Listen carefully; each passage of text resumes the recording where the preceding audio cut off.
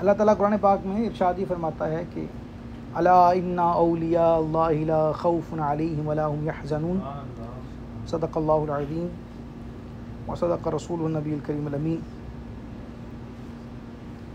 یعنی دیکھیں جو آیت میں نے تلاوت کی نا، اس میں دو بڑی خوبصورت باتیں کہ اللہ تعالیٰ کی دوستی جس کو حاصل ہو جائے، یعنی جو اللہ کا ولی ہو جائے، اس کو اللہ تعالیٰ ہر پریشانی دکھ غم سے بے خوف کر دیتا ہے۔ الا ان اولیاء اللہ لا خوف علیہم ولا هم یحزنون، کہ ان کے لیے نہ کوئی خوف ہے اور نہ کوئی غم۔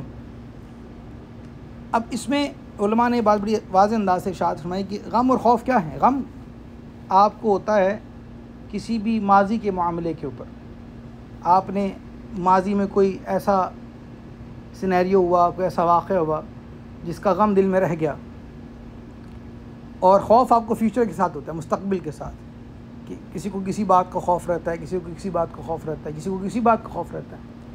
کہتے ہیں کہ یہ بہت ساری جو آپ کو بھلائیاں حاصل ہوتی ہیں اللہ تعالیٰ کی ولایت سے، اللہ تعالیٰ کی دوستی سے، ان میں سے ایک یہ ہے جو اللہ تعالیٰ نے ارشاد فرمائی ہے سبحان اللہ خود، کہ جو اللہ کا ولی ہے اس کے لیے نہ ماضی کا کوئی غم رہ جاتا ہے، نہ مستقبل کا کوئی خوف۔ اچھا، اس وقت مسئلہ یہ ہے جس دور میں اور جس سوسائٹی کے اندر ہم لوگ رہتے ہیں، لوگ یا تو یکسر ولایت کے ہی منکر ہیں۔ لوگ کہتے ہیں کوئی ولی اللہ نہیں ہوتا، بھائی تم بھی ولی ہو میں بھی ولی ہوں، ایسا ہی ہے۔ تو یہ جو میں نے آیت پڑھی ہے اس میں اللہ نے لفظ ولی اللہ استعمال، الا ان اولیاء اللہ، اولیاء کا لفظ ذکر ہے، ٹھیک ہے۔ اور جس کو آیت الکرسی یاد ہے تو آیت الکرسی کے فوراً بعد کی آیت ہے اللہ ولی الذین آمنوا، اللہ ولی ہے ان لوگوں کا، ایمان والوں کا، ٹھیک ہے۔ کون سے ایمان والے ہیں؟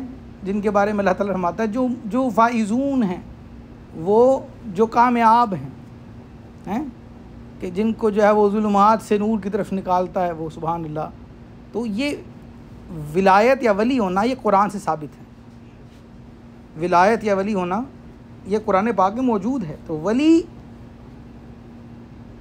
پہلی بات تو یہ جو یہ کہتے ہیں کہ ولی نہیں ہوتا، ان کو تھوڑی سی ایجوکیشن کی ضرورت ہے۔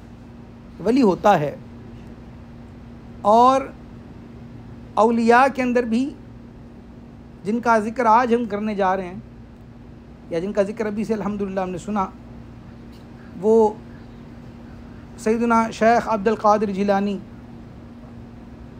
محی الدین بغداد والے پیر ہیں، میرے میراں پیرے پیراں روشن ضمیر غوث پاک، ان سب ناموں سے معروف ہیں رضی اللہ تعالیٰ عنہ۔ یہ کون ہیں؟ ان کو اللہ تعالیٰ نے کیا مرتبہ عطا فرمایا ہے، تو میں انشاءاللہ وہ کوشش کروں گا کہ اس کے اوپر کچھ باتیں کی جائیں۔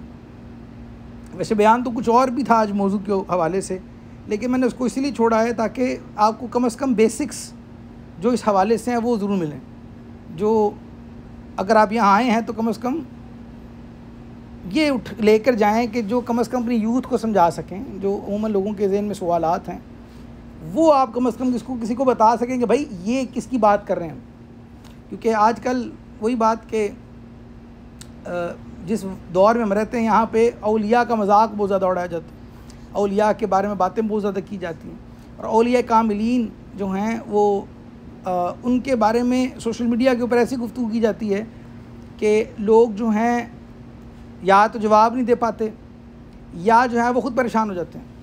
تو انشاءاللہ کوشش یہ ہوگی کہ اس حوالے سے تو کچھ باتیں واضح ہوں۔ دیکھیں، حضرت شیخ عبد القادر جیلانی رضی اللہ تعالیٰ عنہ جو ہیں، یہ اللہ کے ولی تو ہیں، تو لیکن وہ کیسے ولی ہیں؟ آپ ایسے ولی ہیں کہ اللہ تعالیٰ نے آپ کو تمام اولیاء کی سرداری عطا فرمائی۔ اب یہ اولیاء کی سرداری کا معنی کیا ہے، یہ مطلب کیا ہے، یہ کیا ہے اس کا معاملہ اور ماجرا؟ اس میں یہ دیکھیے کہ حضرت شیخ عبد القادر جیلانی رضی اللہ تعالیٰ عنہ جو ہیں، آپ سے پہلے کا جو دور ہے یہ وہ دور ہے جس وقت عباسی خلافت ختم ہو رہی ہے، ٹھیک ہے۔ تھوڑا سا آپ کو اس حوالے سے، یعنی جب خلافت راشدہ جاتی رہی اس کے بعد جو ہے وہ بنو امیہ کا دور چلتا رہا. بنو امیہ کا جو دور ہے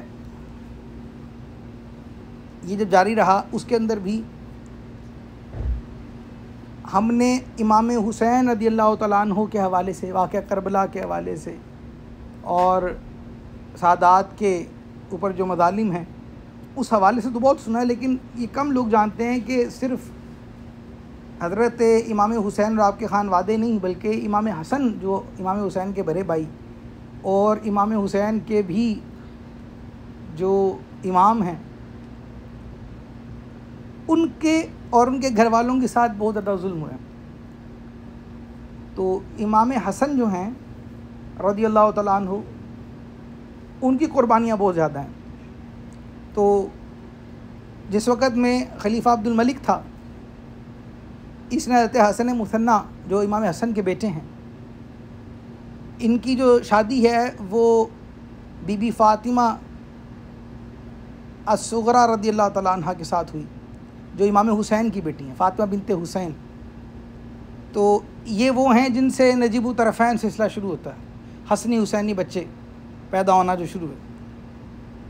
اچھا، امام حسن مثنیٰ جو تھے یہ آپ کو اگر آپ ماشاءاللہ جانتے ہیں کہ مسجد نبی شریف جائیں تو پرانی مسجد جو اس دور کی ہے اس کا نقشہ بھی آپ کو معلوم ہے. تو ممبر پہ بیٹھا تھا عبد الملک اور حضرت امام حسن مثنیٰ جو ہیں، حسن مثنیٰ اس لیے کہتے تھے کہ آپ اپنے بابا جیسے تھے، امام حسن جیسے، اور امام حسن کے بارے میں معروف ہے کہ وہ سر سے سینے تک حضور کے مشابہ تھے. تو اس نے خود خطاب کرتے ہوئے دیکھا، گھر کا دروازہ کھلا تھا، آپ کے حجرے یہیں پہ تھے قریب ہی، تو گھر کا دروازہ کھلا تھا اور یہ امامہ شریف باندھ رہے تھے. تو امامہ باندھ رہے تھے تو شیشے کے اندر سے دیکھا وہ حسن اور وہ جمال اور وہ چمک، اس نے دیکھا اور یہ گھبرا گیا. اس نے جیسے ہی اپنا وہ خطبہ مکمل کیا اس نے سپاہیوں سے کہا کہ حسن مثنیٰ کو جو ہے نا وہ مدینہ سے باہر نکال دو. کیوں؟ اس کے دل میں یہ خیال آ گیا کہ کہیں ایسا نہ ہو کہ یہ کہیں کلیم ہی نہ کر لیں کہ یہ تو ہمارا حق ہے، خلافت ہمیں مل جانی چاہیے. تو اس بات کا خوف آیا اس کو اور اس نے آپ کو تو یہی سلسلہ ان کے بچوں کے ساتھ رہا. امام حسن مثنیٰ کے بیٹے عبداللہ محض اور حضرت نفس زکیہ یہ معروف لوگ ہیں. اگر آپ تھوڑی سی ہسٹری پڑھتے ہیں تو نفس زکیہ تو وہ ہیں کہ جنہوں نے جیسے امام حسین رضی اللہ تعالیٰ عنہ نے یزید کے خلاف آپ نے جو ہے وہ آواز بلند کی، حق کی اور کوئی پرواہ نہیں کی، شہید ہوئے. تو نفس زکیہ کا معاملہ بھی ہے کہ آپ نے بھی اپنے وقت میں حق کے خلاف جو ہے حق کے ساتھ جو ہے وہ گفتگو کی اور باطل کے خلاف اپنے آواز بلند فرمائی. وقت نہیں ہے ورنہ میں تھوڑی سی ہسٹری اور بتاتا اس حوالے سے. تو آپ کو بھی شہادت ہوئی آپ کے معاملے کی وجہ سے. اس کے بعد امام اعظم ابو حنیفہ رضی اللہ تعالیٰ عنہ جو ہیں ان کو گرفتار کیا گیا، ان پہ زد و کوب کا معاملہ ہوا. اچھا، اب جو بنو امیہ کا سلسلہ ختم ہوا تو بنو عباس آگے. بنو عباس جو تھے انہوں نے بھی جب معاملات کرنے شروع کیے تو ایک وقت آتا ہے تقریباً حضرت امام حسن مثنیٰ کے حوالے سے ایک بات جو ہے وہ میرے ذہن میں جو ہے وہ یہ ہے کہ آپ صرف یہ نہیں تھے کہ آپ لوگ اپنے معاملے میں اپنے حسن میں بہترین تھے یا اپنے نسب کے اعتبار سے تو سبحان اللہ ہیں ہی، لیکن کمال یہ ہے کہ یہ وہ لوگ ہیں جو راتوں کو قیام کرنے والے بھی ہیں. حضرت امام حسن مثنیٰ کے بارے میں ایک واقعہ یوں بھی آتا ہے کہ آپ کعبہ شریف کے سامنے ہیں اور اچھا ان لوگوں کی عادت یہ تھی کہ اپنے چہروں کو چھپا لیتے تھے. آپ نے یہی واقعات امام زین العابدین کے حوالے سے بھی سنے ہوں گے اور یہی حضرت امام حسن مثنیٰ کے بارے میں معروف ہے کہ آپ کیا کرتے کہ آپ جو ہیں وہ نقاب کر لیتے، چہرے کو چھپا لیتے. تو لوگوں نے کہا کہ ہم نے کسی شخص کو دیکھا کہ کعبے سے لپٹا ہوا ہے اور زار و قطار ہو رہا ہے اور مناجات پیش کر رہا ہے اور ایسے ایسے الفاظ میں اللہ کی حمد بیان کر رہا ہے کہ ان کو اس آہ و بکا کو سن کے ہمارے دل کو کچھ ہوتا تھا، دل کانپتے تھے۔ تو جب یہ اپنی مناجات اور آہ و فغاں سے اور اللہ کو یاد کرنے سے جب یہ پیچھے ہٹے تو جب چہرہ دیکھا تو ہم لوگ حیران رہ گئے کہ یہ تو امام حسن مصنع ہے، یعنی یہ تو وہ لوگ ہیں جو اتنے بڑے بڑے بزرگان ہیں اور ان کے صدقوں سے اور ان کے وسیلوں سے ہم لوگ دعائیں مانگتے ہیں، یہ کیسے شب بیدار ہیں، یہ کیسے نیک ہیں، یہ کیسے صالحین ہیں۔ میں ان کا ذکر کیوں کر رہا ہوں، ابھی آپ کو انشاءاللہ اس کے بارے میں بھی عرض کرتا ہوں کہ اب یہ سلسلہ چلتا رہا اور امام حسن کی اولاد اور پھر امام حسین کی اولاد جو سب چلتی رہی آگے آگے۔ آپ جانتے ہیں کہ جو باقی ائمہ کرام ہیں، امام زین العابدین، امام باقر، امام جعفر صادق، یہ امام حسن عسکری تک کا جو سلسلہ، یہ سارے لوگ جو ہیں وہ ان میں سے کئی تو وہ ہیں جو میدان جنگ میں بھی آگے ہیں، کئی وہ ہیں جن کو کہیں رہنے نہیں دیا گیا۔ امام حسن کی جو اولاد ہے بالخصوص، یہ تقریباً 146 ہجری سے لے کر 136 ہجری سے لے کر 144 ہجری تک کا جو دور ہے تقریباً، اس میں امام حسن کی اولاد کو چن چن کے یا تو قتل کیا گیا، شہید کیا گیا، یا جو ہے وہ ان کو ہجرت میں مجبور کیا گیا، یا انہیں قیدی بنایا گیا۔ اور امام حسن کی اولاد وہ اولاد تھی کہ ان کے بچے اور نوجوان اپنی جان چھپ چھپ کے بچایا کرتے تھے۔ اچھا، کچھ لوگ موجودہ سندھ تک بھی آئے، کچھ لوگ جو ہیں وہ باقی بلاد کی طرف موو ہوئے، اس طرح سلسلہ یہ چلتا رہا۔ اب یہ کئی سالوں کی سٹرگل، نیکی۔ اچھا، یہ وہ لوگ تھے کہ جنہوں نے نہ صرف میدان حدیث میں، علم میں، عبادات میں، جہاد میں، یعنی جس میدان میں دین کو، اسلام کو ضرورت پڑتی رہی، یہ لوگ اپنے انداز کے ساتھ سٹرگل کرتے رہے۔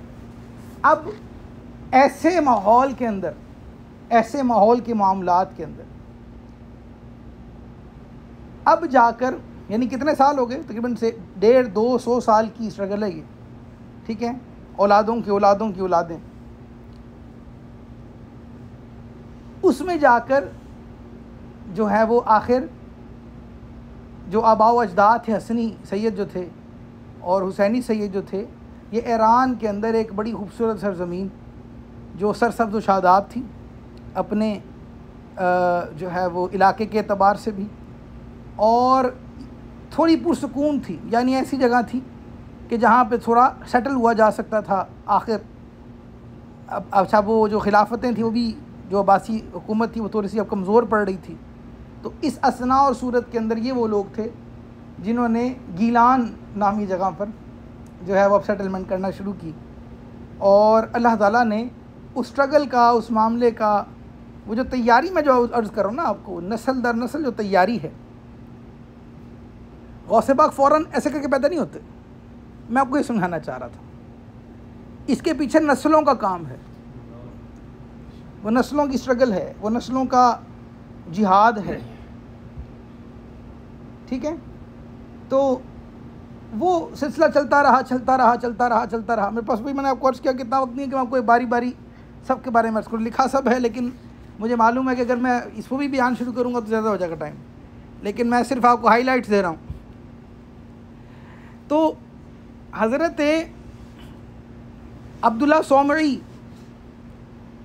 رحمۃ اللہ تعالیٰ علیہ، جو وقت کے بہت بڑے ولی ہیں، بڑا نام ہے ان کا، یہ حسینی سید ہیں، سبحان اللہ، یہ بھی وہیں پہ ہوئے، یہ دیکھو سیٹنگ ہے نا اللہ تعالیٰ کی، وہ بھی وہیں پہ گیلان میں ہوئے، ارد گرد کے علاقوں میں، ٹھیک ہے۔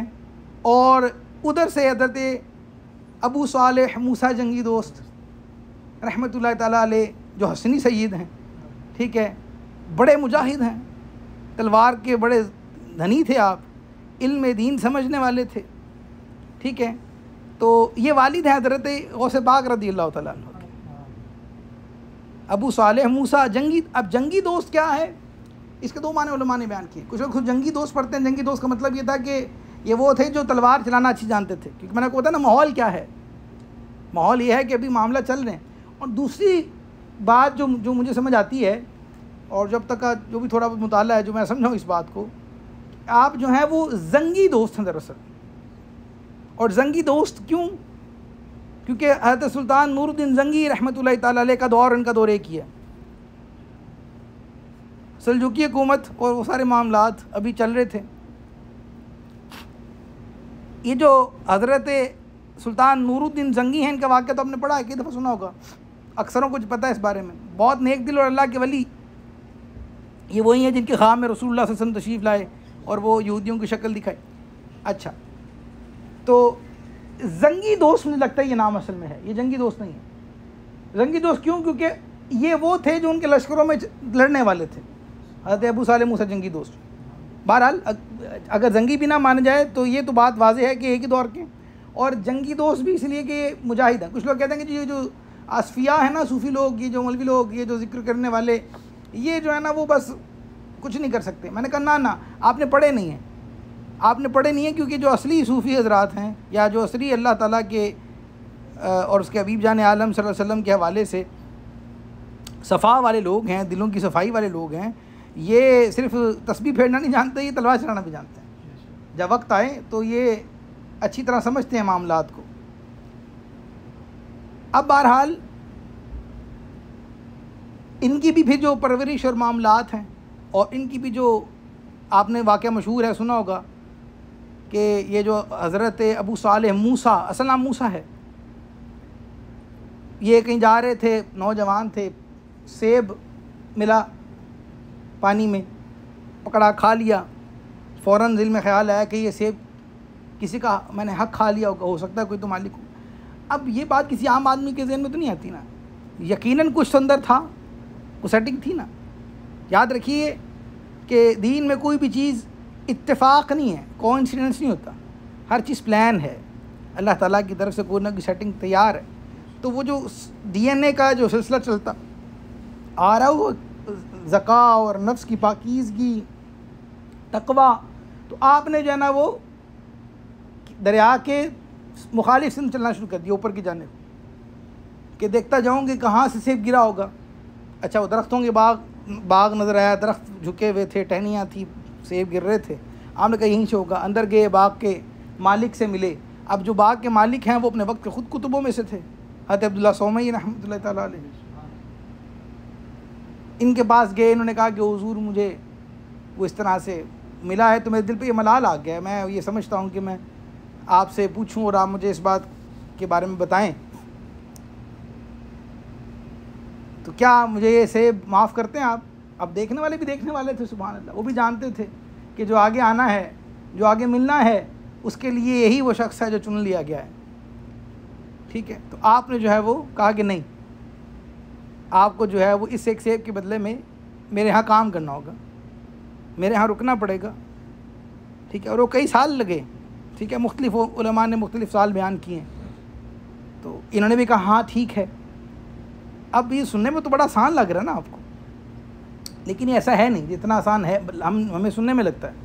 ٹھیک ہے، مسئلہ یہ تھا کہ وہاں پہ بھی نگاہ تھی اور یہاں بھی یہ سمجھتے تھے کہ مجھے مجاہدے کی اور معاملات کی اور روحانیت کی اور منازل کو طے کرنے کی حاجت ہے. ٹھیک ہے، انہوں نے بھی کچھ دیکھا ہوگا، انہوں نے بھی کچھ دیکھا ہوگا، تو یہ رک گئے. اور علماء نے لکھا ہے کہ یہ وہی والی بات تھی جو حضرت موسیٰ علیہ السلام اور حضرت شعیب علیہ السلام کا والا معاملہ تھا، کہ حضرت موسیٰ علیہ السلام پانی لے کر گئے تھے. ٹھیک ہے، اور شعیب علیہ السلام سے کہا تھا تو شعیب علیہ السلام نے کہا کہ آپ میرے پاس ہی رک جائیں. تو یہ وہ سنت پوری ہوئی. اچھا، میں نے یہ جملہ کیوں کہا ہے آپ کو؟ یہ بات یاد رکھیے گا کہ اولیاء کاملین جو ہوتے ہیں یہ وہ لوگ ہوتے ہیں جو انبیاء علیہ السلام کے اخلاق و کردار کا مظہر ہوتے ہیں. ٹھیک ہے، یہ کسی نہ کسی معاملے کی طرف ہر جو نبی ہوتا ہے اس پہ فیضان ظاہر ہوتا ہے انبیاء علیہ السلام کا. تو یہ کوئی، میں نے پتا نہیں، کوئی عام معاملہ نہیں ہے، یہ وہ معاملہ ہوتا ہے جو خاص چنے ہوئے لوگوں کا. اچھا، بہرحال آپ کو وہ سلسلہ ملا. اچھا، اب خود بھی ولی ہیں، معاملات بھی ہیں، کتنے سال گزر گئے، پھر کہا حضور اب اتنے سال مکمل ہو گئے، اب ارشاد فرمایا کیا حکم ہے؟ فرمایا ہاں ابھی بھی جو ہے وہ معافی نہیں ہے، تب ہوگی، شرط یہ ہے کہ میری بیٹی سے تم نکاح کرو گے، اور بیٹی میری جو ہے وہ عام بچوں جیسی نہیں ہے، عام لوگوں جیسی نہیں ہے. ٹھیک ہے، وہ آنکھوں سے اندھی ہے، ٹھیک ہے، ہاتھ پاؤں سے لولی لنگری ہے، زبان سے گونگی ہے، ٹھیک ہے، تو اسے تو شادی کرنی پڑے گی، تو یہ کر لو تو ٹھیک ہے، بس معاملہ ہوا، اور قیامت کے روز میں تم سے کچھ نہیں پوچھوں گا اس حوالے سے۔ انہوں نے کہا ٹھیک ہے۔ دیکھو جو سیب کا اتنا خیال رکھنے والا ہو وہ اپنی عبادات کا کیسا خیال رکھتا ہوگا، جو سیب کا خیال رکھنے والا ہو وہ اپنے دل کا کیسا خیال رکھتا ہوگا، وہ سچ بولنے کا، معاملات کا، تقوی کا، پرہیزگاری، اس کی راتیں کیسی گزرتی ہوں گی۔ میری بات سمجھ رہے ہیں؟ یہاں پہ استعارہ سمجھے اس بات کو، ہم سیب تو سمجھ سن لیتے ہیں اور چلے جاتے ہیں گھر، ہم اس کے پیچھے کی بات نہیں سن رہے، سمجھ رہے ہیں؟ یعنی خود اپنے نفس کی پاکیزگی کا عالم کیا ہے۔ اور پھر وہی بات کہ کچھ سمجھتے ہیں کہ اگر کوئی شخص آ گیا یہ سیب والی بات پوچھنے والا تو وہ کوئی پتہ نہیں، کوئی بڑا کوئی سادہ سا، بولا سا، کوئی مجذوب سا آدمی ہوگا۔ نہیں، میں پہلے بتا چکا کہ وہ جنگی دوست ہے، وہ کوئی مجذوب سا آدمی نہیں ہے، وہ سمجھدار آدمی ہے جو تلوار بھی چلانا جانتا ہے، جو مجاہد بھی ہے خود، جو طاقتور بھی ہے۔ یعنی ظاہر سی بات ہے کہ اپنے جسم کے اعتبار سے بھی بہترین ہوں گے، معاملات کے اعتبار سے پھر خون حسن، سبحان اللہ ہیں۔ نکاح ہو گیا، اندر کے تو واپس پلٹ آئے، وہ بڑی خوبصورت خاتون تھی وہ تو۔ انہوں نے کہا آپ نے بتانے میں غلطی تو نہیں کی حضور؟ انہوں نے کہا نہیں بیٹا، جو میں نے کہا وہ درست تھا، میری بیٹی کو اندھا اس لیے کہا کہ اس نے اپنے باپ کے علاوہ کسی کی شکل آج تک نہیں دیکھی، زبان سے گونگا اس لیے کہا کہ اس کی زبان دنیا کی زبان جیسی نہیں ہے، اس کی زبان پہ اللہ اس کے حبیب کا ذکر ہی رہتا ہے ہمیشہ، ٹھیک ہے۔ اور ہاتھ پاؤں سے لولا لنگرا اس لیے کہا کہ اس کے قدم کبھی دنیا کی طرف چلے ہی نہیں ہیں، وہ گھر میں رہتی ہے اور وہ دین حق کے حوالے سے معاملات کرتی ہے۔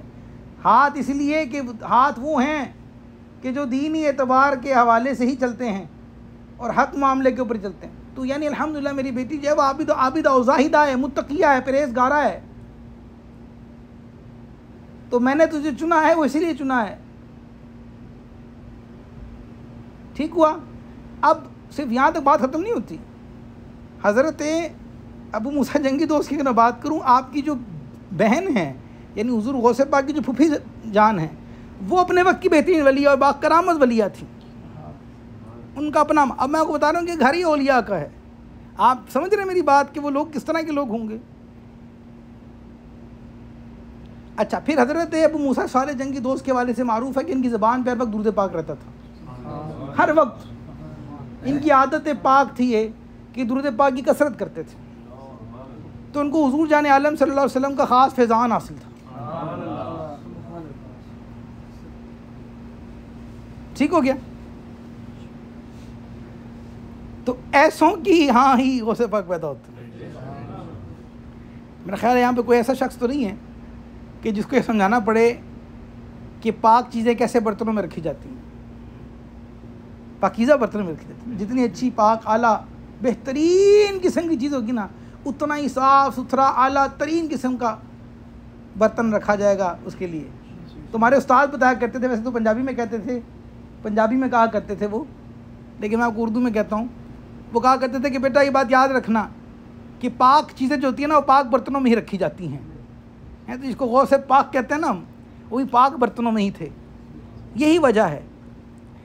تو اصل میں یہ تھوڑی سی بات آپ کو سمجھانا اس لیے تمہید کے طور پہ ضروری تھا، آپ کو سمجھ میں آئے کہ that was some thing not کہ ایکسیڈنٹلی کوئی شخص پیدا ہوا اس کا نام عبد القادر رضی اللہ تعالیٰ عنہ ہوا اور وہ نہ، اس کے پیچھے اسٹرگل ہے، نسلوں کی اسٹرگل ہے، وہ اسٹرگل، وہ تقوی، پرہیزگاری، وہ نسل در نسل، وہ خون پاک جو سرکار جان عالم کا خون ہے، ٹھیک ہے۔ وہ امام حسن و حسین سیدی غوث پاک کون ہیں؟ آپ جو ہیں وہ اپنے باپ کی جانب سے حسنی سید ہیں، ٹھیک ہے، اور والدہ کی جانب سے حسینی سید ہیں، نجیب الطرفین کہتے ہیں ایسے کو، تو نجیب الطرفین سید ہیں، ٹھیک ہے۔ اور اللہ تعالیٰ نے آپ سے کام لینا مقصود تھا۔ میں آپ کو ساتھ ساتھ جو ماحول سمجھا رہا ہوں اس وقت کا، اس کو بھی ذرا غور کیجئے کہ وہ جنگی ماحول ہے، معاملات مشکل ہیں، دین کے اعتبار سے لوگوں کو دبایا جا رہا ہے، حضور کی جو خاص طور پہ اولادیں ہیں ان کو ڈھونڈ ڈھونڈ کے شہید کیا جا رہا ہے، کیونکہ ایسے لوگ تھے جو سمجھے ہی نہیں اس معاملے کو، جنہوں نے کرسی کے لالچ میں یا جنہوں نے ملوکیت کے معاملے کے اعتبار سے آ کر ظلم ڈھائے۔ ٹھیک ہے، ہم تو صرف یزید ہی کو سنتے ہیں، لیکن باقی بھی ہیں ایسے ایسے معاملات ہوئے کہ جنہوں نے یہ معاملات کیے اپنے اپنے وقتوں کے اندر. ٹھیک ہے، تو وہ جو سلسلہ جمع ہوتا گیا تو اللہ نے ایسی شخصیات پیدا کرنی تھیں کہ جن کی وجہ سے دین پھیلتا اور کوئی ایسا سلسلہ آتا کہ ان کا جاہ و جلال و حشمت ایسی ہوتی ہیں کہ جو دلوں پہ راج کرتے اور دین پھر کہاں سے کہاں تک پہنچتا. یہ اللہ نے احسان فرمایا ہم پر، یہ بتانا مقصود اور ضروری تھا آپ کو. ٹھیک ہے، کہ آپ کو یہ بات سمجھ میں آئے. اب بہرحال اب میں نے بات کی کہ آپ اچھا جب آپ پیدا ہوئے تو جب پیدا ہونے کا معاملہ تھا تو اس وقت حضور جان عالم کی نے زیارت عطا فرمائی حضرت موسیٰ کو رضی اللہ عنہ کو، یعنی حضرت ابو صالح موسیٰ جنگی دوست ہیں، ان کے خواب میں آئے اور کہا کہ مبارک ہو تیرے پاس میرا ایک لاڈلا بچہ آ رہا ہے، ایک خاص بیٹا میرا جو ہے وہ تمہیں عطا ہوگا اللہ تعالیٰ کی طرف سے. والد ہمیں تیری سرکار میں لاتا ہے رضا اس کو شفیع، جو میرا غوث ہے اور لاڈلا بیٹا تیرا. یہ لاڈلا بیٹا ہے کیا؟ میں ابھی اس بارے میں انشاءاللہ عرض کرتا ہوں، آپ کو تھوڑا ویٹ کیجئے گا، لاڈلا بیٹا بھی سمجھاتا ہوں. لیکن غوث کیا ہے؟ جب ہم غوث کہتے ہیں تو غوث دراصل ایک ڈیزگنیشن کا نام ہے، یہ ایک رینک کا نام ہے. ولایت کے اندر جو نظام چلتا ہے اس میں ایک رینک کا نام غوثیت ہے. غوثیت کبریٰ جو ہے، کبھی اللہ نے موقع دیا تو ایک پورا بیان سے اسی حوالے سے کریں گے کہ اسلام لانے سے مسلمان سے لے کر غوثیت کبریٰ تک کون کون سے رینکس ہوتے ہیں معروف، اور ان کے کیا کیا کام ہوتے ہیں اور وہ کیا کیا معاملات کرتے ہیں. اب یہ موضوع نہیں ہے. تو بہرحال حضرت غوث پاک جو ہیں جن کو ہم کہتے ہیں، یہ اصل میں ان کے رینک کا نام ہے. جیسے ہمارے اندر نہیں فلاں SSP ہے، DIG ہے، DC ہے، صدر ہے، پرائم منسٹر ہے، تو ہم اس کو کیا کہیں گے؟ کوئی عام پروفیسر بھی ہے تو کہیں گے پروفیسر صاحب یہ ہیں، یا فلاں DG صاحب یہ صاحب کہتے ہیں نا. تو جب ہم غوث پاک کا نام لیتے ہیں وہ اصل میں ان کے رینک کا نام لیتے ہیں ساتھ. اب غوثیت کبریٰ دراصل کیا ہے؟ حضور جان عالم صلی اللہ تعالیٰ علیہ وآلہ وسلم ارشاد فرماتے ہیں کہ میرے 2 وزیر آسمانوں میں ہیں، 2 وزیر زمین میں، اور جو آسمانوں میں وزیر ہیں وہ حضرت جناب جبرائیل علیہ السلام اور میکائیل علیہ السلام ہیں، اور میرے جو زمین میں وزیر ہیں وہ سیدنا ابو بکر اور عمر ہیں رضی اللہ تعالیٰ عنہ. ٹھیک ہے، اب دیکھو وزیر کس کا ہوتا ہے؟ بادشاہ کا ہوتا ہے نا. اللہ اکبر. حضور علیہ السلام جو ہیں وہ روحانی معاملات میں بادشاہ ہی ہیں سب کے. زمین و آسمان میں جو معاملات چلتے ہیں وہ تقسیم ہوتے ہیں، اس کا جو سلسلہ کار ہے حضور اسلام کو عطا کیا گیا. تو وہ جو اس کی نائب ہونا، اس کے بعد جو اس کی وزارت ملنا ہے، اس کے بارے میں علماء نے لکھا کہ جب حضور علیہ السلام اور حضور السلام سے کے بعد سیدنا ابو بکر صدیق، تو جب سیدنا ابو بکر صدیق جب تک ہیں خلیفہ رہے تو غوثیت کبریٰ آپ کے پاس تھی، آپ اس وقت غوث اعظم تھے. اس کے بعد فاروق اعظم غوث اعظم، اس کے بعد عثمان غنی، پھر حضرت مولا علی رضی اللہ تعالیٰ عنہ، پھر امام حسن، امام حسین، اور پھر سارے ائمہ کرام تک، اور پھر یہ جو 11ویں پشت میں حضور غوث پاک ہے. اس کے بعد امام مہدی تک غوثیت کبریٰ کا جو ٹائٹل ہے، وہ جو رینک ہے، یہ آپ ہی کے پاس رہے گا. اور جب امام مہدی تشریف لائیں گے تب غوث اعظم ہوں گے. ٹھیک ہے، یہ بات سمجھ آ گئی آپ کو؟ یہ روحانی ایک سسٹم ہے جس میں بہت سارے امور سر انجام پاتے ہیں. اب آپ سمجھیں اس بات کو کہ آپ ایک چھوٹی سی کمپنی میں ہی کام کرتے ہوں تو وہ بغیر نظام کے تو نہیں چلتی نا، کوئی نہ کوئی نظام تو ہے. اچھا، بارش کا پانی ملتا ہے، اس کا کوئی نظام تو ہے نا، کہ بغیر بادلوں کے آ جاتی ہے. نظام ہے، ایک سائیکل ہے. آج آپ اس پورے پروسیس کو جانتے ہیں کہ وہ کس طرح سے ہوائیں چلتی ہیں، کیسے جو ہے وہ پانی ایویپوریٹ ہوتا ہے، کیسے بادل بنتے ہیں، کیسے وہ پہنچتے ہیں، پھر بارش ہوتی ہے، پھر وہ پانی زمین میں واپس چلا جاتا ہے، پھر وہ زمین سے پھر نکالا جاتا ہے، اس کو فلٹر ہو کے ہم پیتے ہیں، پھر اس کو ضائع کرتے ہیں، پھر وہ سمندروں میں گرتا ہے، پھر وہ دوبارہ سے پھر وہ سرکل چلتا ہے الحمدللہ. ٹھیک ہے، یہ آج آپ اور میں سائنس کی وجہ سے یہ بات جانتے ہیں. اینڈ سو آن. کوئی بھی نظام اٹھا کے دیکھ لیں، بغیر نظام، بغیر ایک ڈسپلن کے نہیں ہے. اس کا پراپر ایک ڈسپلن ہے، اس کا پورا ایک سیٹ اپ ہے. اسی طرح روحانی نظام کا بھی پراپر سیٹ اپ ہے. جو معاملات چلتے ہیں اس کے اندر بھی ڈیزگنیشنز ہیں، رینکس ہیں، ٹھیک ہے، ان رینکس میں جو غوثیت کبریٰ ملی وہ آپ کو ملی الحمدللہ. یہ بات سمجھ میں آئی؟ اچھا، اب حضرت سیدی غوث پاک بھی سیدی غوث پاک سبحان اللہ، آپ کی تربیت پھر دیکھیں کیسی ہے.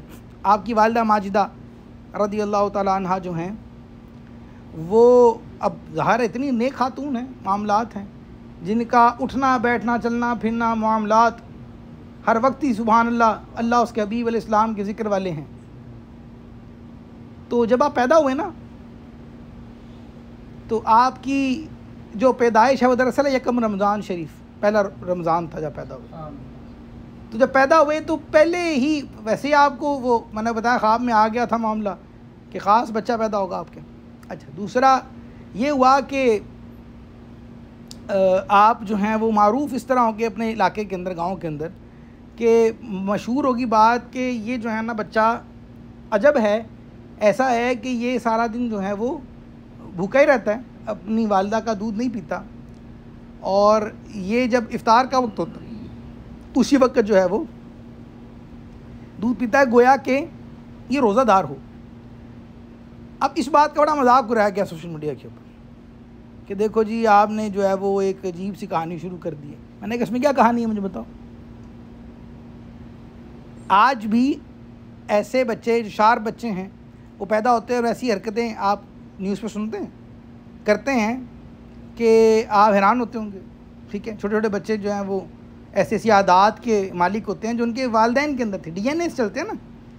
ٹھیک ہے، تو آپ ان کو مانتے اور سمجھتے ہوئے یہ تو سمجھ لیتے ہیں کہ بچہ اینڈرائڈ چلا رہا ہے، بچہ آئی او ایس چلا رہا ہے، بچہ جو ہے وہ باپ کی طرح آئی ٹی کے اندر دلچسپی رکھتا ہے یا ماں کی طرح میتھس شروع سے ہی جانتا ہے. میں ایسے بچوں کو آئی کیو والوں کو جانتا ہوں، اچھی ہائی آئی کیو والوں کو. میرے پاس ایسی ایک نہیں کئی مثالیں موجود ہیں. ٹھیک ہے، میں وہی پھر بات کے وقت ضائع نہیں کروں گا. 2 2.5 سال 1 1 1.5 سال کے بچے پر ویک ایک کتاب ختم کرتے ہیں، پڑھنا جانتے ہیں. کیسے؟ ہائی آئی کیوز کو سرچ کریں گوگل کے اوپر، آپ کو پتہ چلے گا، آپ حیران ہو جائیں گے. تو یہ آپ دنیاوی معاملات کے اعتبار سے مان بھی لیتے ہیں اور خوش بھی ہو جاتے ہیں. تو میں نے وہی بات کہی کہ جو حسن و حسین کا بچہ ہو، جن کے ہاں قرآن جن کے گھرانے کے لیے ہے، ٹھیک ہے، تو ان کے ہاں اگر ایسی عادات ان کی جینز میں پائی جائیں تو اس میں کیا کوئی حیرانی کی بات ہے. اچھا، دوسری بات یہ کہ اگر آپ نے ایسا کیا تو کیا ہم نے یہ کہا کہ انہوں نے شرعاً روزہ رکھا؟ نہیں. میں نے کیا جملہ کہا؟ میں نے کہا گویا کہ روزہ رکھتا ہے. مطلب کیا ہوا کہ وہ اس بچے کی عادت کا حصہ ہی ہے. آج آپ جانتے ہیں بچے ایسے بھی ہیں جو سلیپ سائیکلز ڈیفرنٹ ہوتے ہیں. والدین جو ہیں وہ مثال کے طور پہ سارا دن کوشش کرتے ہیں سلانے کی، لیکن وہ یا اٹھانے کی تو سارا دن سوتے ہیں، رات رات جاگتے ہیں. سائیکل ڈیفرنٹ ہے، یہ آج کل کے دور کا ایک عام مسئلہ ہے. ٹھیک ہے. اچھا، پھر دوسری بات یہ لوگ اعتراض کرتے ہیں کہ جی آپ کا عالم یہ تھا کہ آپ کو قرآن پاک جب پڑھانے کے لیے جب لے کے جایا گیا مدرسے کے اندر تو آپ کو 18 پارے پہلے سے آتے تھے. سبحان اللہ، آپ نے پڑھنا شروع کر دیا. تو استاد صاحب نے کہا کہ جی آپ یہ کیسے جانتے ہیں؟ کہا کہ میری والدہ کے پیٹ میں جب میں تھا تو انہوں نے اس دوران میں 18 ہی پڑھے تھے، تم یہ 18 ہی آتے ہیں. اس کے اوپر بھی لوگ حیران ہوتے ہیں. تو میں نے کہا اس میں حیرانی کی وہی بات کیا ہے کہ آپ کا اگر وہی بات کہ پھر دوبارہ آؤں گا واپس آج کے دور کے اندر، جاپنیز اسکولنگ کو اگر آپ سمجھیں یا اسرائیلی اسکولنگ کو اگر آپ سمجھیں، شاید آپ کو نہ پتہ ہو، وہی گوگل کریں، آج علماء سے تھا گوگل کے اوپر لوگ اعتبار کرتے ہیں. تو گوگل کریں اور دیکھیں، آپ کو پتہ چلے گا کہ وہاں پہ پری برتھ سکولز ہوتے ہیں. Pre birth schooling is a thing. اب پری برتھ سکولنگز میں کیا ہوتا ہے؟ پری برتھ سکولنگ میں ہوتا ہے کہ وہ ماؤں کو اسپیشل سکولز میں بلاتے ہیں اور کہتے ہیں کہ بتائیں آپ اپنے بچوں کو کیا بنانا چاہتے ہیں. ٹھیک ہے، تو جب بچہ چوتھے مہینے میں ہوتا ہے نا، چوتھے مہینے سے وہ جو ان کے انٹرسٹ ہوتے ہیں والداؤں کے بچوں کو جو بنانا ہوتا ہے وہ ان کو ان ٹیسٹ میں سے گزارتے ہیں، وہ چیزیں سکھاتے ہیں، وہ ایکویشنز کرواتے ہیں، وہ ڈاکیومنٹریز پڑھاتے سکھاتے ہیں. کہتے ہیں کیوں؟ کہتے ہیں اس لیے کہ آپ کا جب بچہ پیدا ہوگا نا وہ ان کوالٹیز کے ساتھ پیدا ہوگا آٹومیٹکلی، اس کے اندر یہ چیزیں. تو یہ پری برتھ ہم نے آپ کے اندر یہ چیزیں انسٹال کی ہیں، آپ کی جینز کا حصہ اس میں اترے گا. تو آج ہم جب یہ مان رہے ہیں بھائی اور اس کو اپریشیٹ کر رہے ہیں، تو جو میں نے کیا کہا کہ جن کے والد نے کہا کہ وہ زبان سے گونگی ہے، آنکھوں سے اندھی ہے، دیکھتی قرآن ہے، پڑھتی قرآن ہے، تو جب وہ قرآن ہر وقت صبح و شام دن رات پڑھتی ہیں تو ان کا بچہ قرآن کیوں نہیں سمجھتا ہوگا، کیوں نہیں جانتا ہوگا، مجھے بتائیں. اچھا پھر جس دور کے ہم لوگ ہیں، آپ لوگوں نے تو یہ بہت دفعہ سنا ہوگا، اگر نہ بھی کیا ہو تو جس معاشرے سے ہم تعلق رکھتے ہیں اس میں یہ بات بڑی عام ہے کہ جب جو عورت حاملہ ہوتی ہے نا تو اس کے وہ سامنے وہ اچھے اچھے بچوں کی خوبصورت تصویریں لگائے جانے کا رواج ہے، مشہور ہے کہ بھئی اس کو دیکھو یا اس کے باپ کو دیکھو اگر اچھا آدمی ہے، یا فلاں فلاں کے ساتھ کے بارے میں سوچو تمہارے بچے میں وہ کوالٹیز اتریں گی. کہتے کہ نہیں کہتے؟ کیوں کہا جاتا ہے یہ؟ کیوں یہ بات معروف ہے؟ کیونکہ یہ بات معروف ہی ہے کہ جس کے بارے میں جتنا وہ توجہ کرے گی وہ اثرات اس کے اوپر آئیں گے بچے کے اوپر. تو وہی بات کہ جس پھر ماں نے پڑھے قرآن ہوگا، جو سوچا ہی درود پاک کے معاملات ہوں گے، تو پھر ایسا بچہ کیوں غوث پاک رضی اللہ تعالیٰ عنہ نہ ہو. یہ بات سمجھ آ رہی ہے نا آپ کو؟ کوئی مشکل تو نہیں لگ رہی؟ تو اب یہ سیدی غوث پاک رضی اللہ تعالیٰ عنہ کی تربیت کا معاملہ ہے. جب آپ تھوڑے سے سمجھ وال ہوتے ہیں تو آپ کی والدہ کا جو طریقہ کار ہے وہ کیا ہے؟ اپنے بچے کو آپ نے دین کے لیے وقف کر دیا، یہ بھی تربیت کا عالم ہے. ٹھیک ہے، اور کیسا دین کے لیے کیا کہ کہا کہ بیٹا اب ملاقات ہی نہیں ہوگی، اب آپ جاؤ، اب ملاقات نہیں ہوگی. اور حدیث پاک میں آتا ہے کہ جو صدق ہے نا وہ نجات دلانے والا ہوتا ہے. اصدق یونجی کہ صدق جو ہے وہ نجات دلانے والا ہوتا ہے، سچائی. اور تصوف کے اندر یہ بہت اہم ایک حصہ ہے. حضور جان عالم صلی اللہ علیہ وآلہ وسلم 40 سال آپ نے اعلان نبوت نہیں فرمایا، لیکن آپ 2 ہی باتوں سے معروف تھے کہ یہ امین بھی ہیں اور صادق بھی ہیں، صدق والے ہیں. اور ایسا صدق کہ جنہوں نے بعد میں انکار کیا، نبوت نہیں مانی، اسلام نہیں قبول کیا، لیکن پھر بھی کہا کہ نہیں چاہے جو بھی ہو یہ بندہ بولتا سچ ہے. اور وہ آپ نے صحابی رسول کی تربیت کا معاملہ سنا ہوگا کہ حضور کے پاس ایک آئے اور کہا کہ حضور میں جو ہے وہ با اسلام لے کر آتا ہوں، مجھے ایک ہی بات کی نصیحت کریں، کیا کرنا چاہیے؟ انہوں نے کہا کہ آپ نے جھوٹ نہیں بولنا. انہوں نے کہا مجھ سے فلاں فلاں فلاں اس شرط کے اوپر کروں گا اسلام قبول. عرابی تھے تو عرابی تبدو جس کو بولتے ہیں. انہوں نے کہا کہ جی میں شرط کے ساتھ اسلام قبول کروں گا. انہوں نے کیا؟ انہوں نے کہا شرط یہ ہے کہ بھئی یہ برائی ہے اور میں اس برائی کو نہیں چھوڑ سکتا، میرے لیے بہت مشکل ہے، تو آپ یہ قبول کریں، مجھے اس کی اجازت دیں، باقی میں اسلام قبول کرتا ہوں. انہوں نے کہا ٹھیک ہے، تم آ تو رہے ہو نا، اسلام قبول کرو تو میری ایک نصیحت پہ عمل کرو بس. انہوں نے کہا حضور کیا؟ انہوں نے کہا تم نے جھوٹ نہیں بولنا، چاہے جو مرضی ہو، جیسا بھی ہو، جھوٹ نہیں بولنا. ٹھیک ہے حضور. تو وہ جب بھی ان کا جی آتا کوئی گناہ کی طرف تو فوراً دل میں بات آتی کہ اگر حضور پوچھیں گے تو کیا کروں گا، جھوٹ تو میں نے نہیں بولنا، میں نے وعدہ کر لیا ہے، زبان دی ہوئی ہے، تو میں سچ ہی بولوں گا.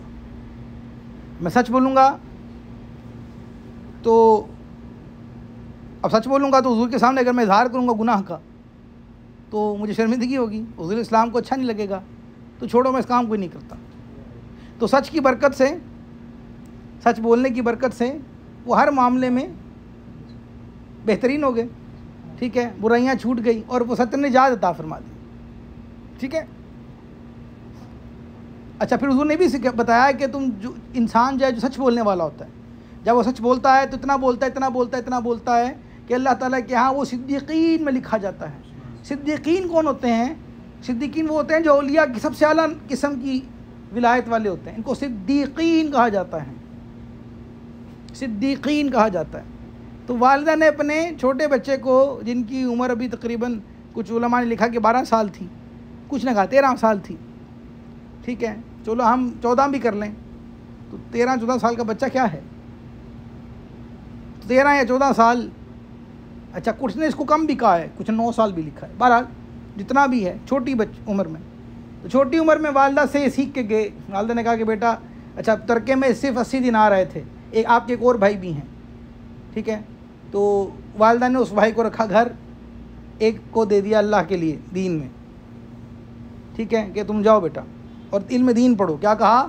علم دین پڑھو، دین کے لیے میں نے وقف کر دیا۔ اب ہم سمجھیں اس بات کو کہ جن کا آج ذکر کر رہے ہیں ان کا دین سے تعلق کیا ہے، ان کے گھر والوں کا دین سے تعلق کیا ہے، اور جن کا نام لے کے آج ہم خوش ہو رہے ہیں، کیا ان کی معاملات کو سن کر روٹی کھا کر سو جانے کا نام تھا 11ویں شریف؟ نہیں، ہمیں تو زیادہ کام کرنے کی ضرورت تھی نا۔ لیگیسی کیا ہے قادریت کی، یہ کم لوگ بتاتے ہیں، اس لیے آج کا بیان تھوڑا سا اس طرح کا ہے۔ قادری لگنا ساتھ اور ہے، اس لیگیسی کو زندہ رکھنا اور ہے۔ تو ہمیں ذرا یہ سوچنا کہ ہم اپنے گھروں میں ماحول کیا پیدا کریں، ہمیں کیا کرنا چاہیے۔ ہمیں تو یہ بھی مشکل ہو جاتی ہے کہ 2 دن کا مدنی قافلہ کرنا پڑے تو ہمیں کچھ ہونا شروع ہو جاتا ہے۔ کوئی کہہ دینا کہ وہ اسلامی بھائی کہ چلو جی آج جو ہے نا وہ بیان 15-20 منٹ لمبا ہو جائے گا، تو ہم کہیں کہ یار یہ کیا بات ہوئی، بلا مجھے تو نیند آ رہی ہے۔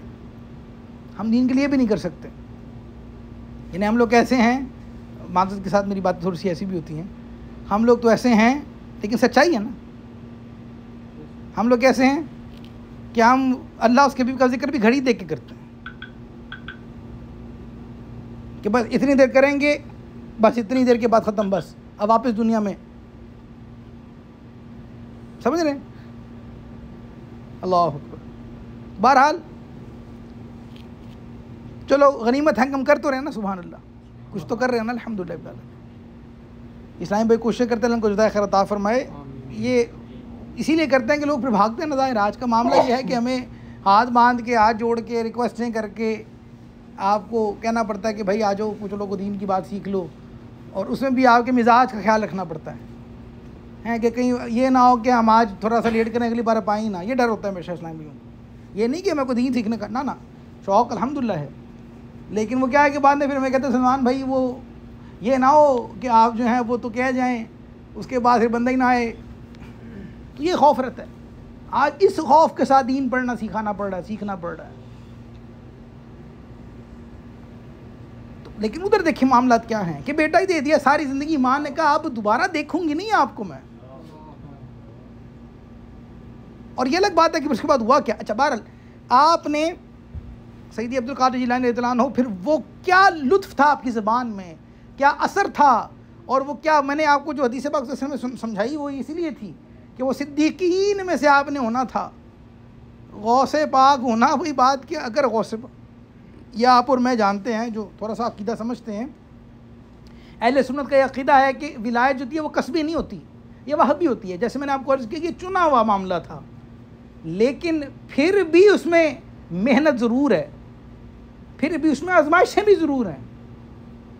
ہاں اب آپ نکلے، والدہ کی سے جدائی، والد صاحب پہلے فوت ہو گئے، جن کے ترکے میں 80 دن آ رہے ہیں، 40 رکھے اپنے ایک بیٹے کے لیے، 40 سی دیے سلوکے کے اندر، اور کہا بیٹا اب جاؤ، اب ملاقات نہیں ہوگی، اب جاؤ بغداد شریف، وہاں جا کے دین حاصل کرو اور لوگوں کو دین سکھاؤ، بس یہی آپ کا کام۔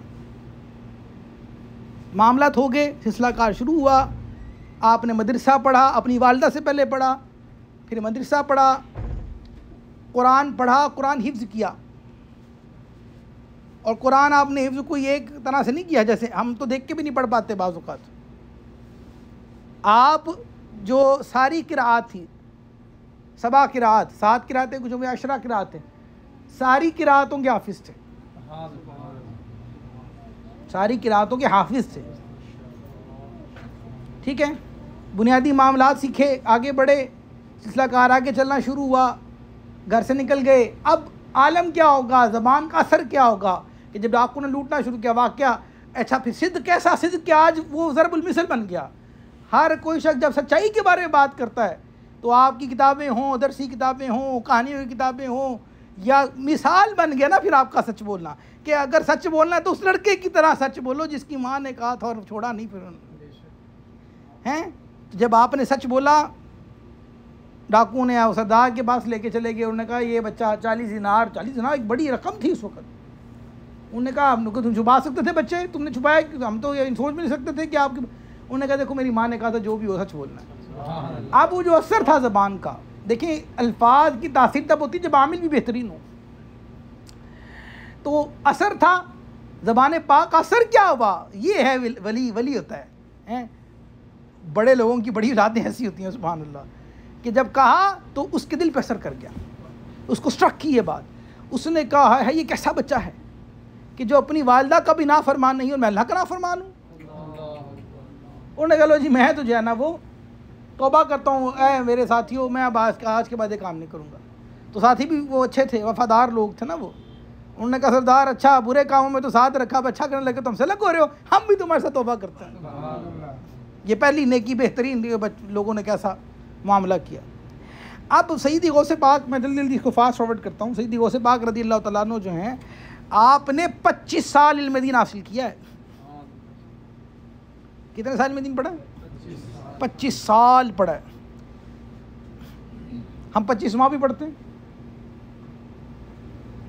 25 ہفتے بھی پڑھتے ہیں لگاتار، بتائیں ذرا مجھے،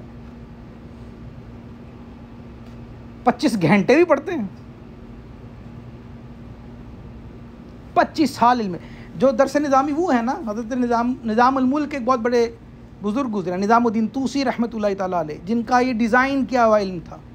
اس وقت میں درس نظامی 25 سال کا ہی ہوتا تھا، 20 سال 25 سال میں بندہ اس قابل ہوتا تھا۔ بہرحال آپ جو ہیں وہ اس قابل ہوئے۔